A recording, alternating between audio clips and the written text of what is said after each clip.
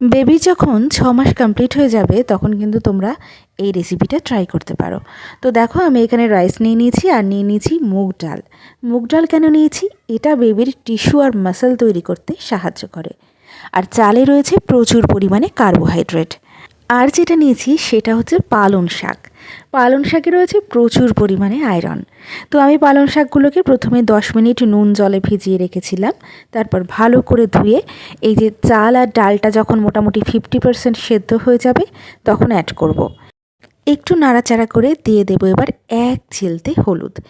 এটা ইমিউনিটি সিস্টেমকে বুস্ট করতে সাহায্য করে। তো দেখো এবার আমরা আর একটুখানি এটাকে কুক করে মোটামুটি ওভার কুক করলে ভালো হয়। তারপর কিন্তু নামিয়ে নেব। এবার ঠান্ডা করে একটা মিক্সিং জারে নিয়ে স্মুথ একটা পিউরি তৈরি করব। তোমরা কিন্তু স্ম্যাশ করেও এটাকে ইউজ করতে পারো। তো আমি এখানে অ্যাড করব একটুখানি ঘি, যেটা বেবির হেলথের জন্য ভীষণ ইম্পর্ট্যান্ট। তো তোমরা অবশ্যই এটা বাড়িতে বেবির জন্য ট্রাই করতে পারো।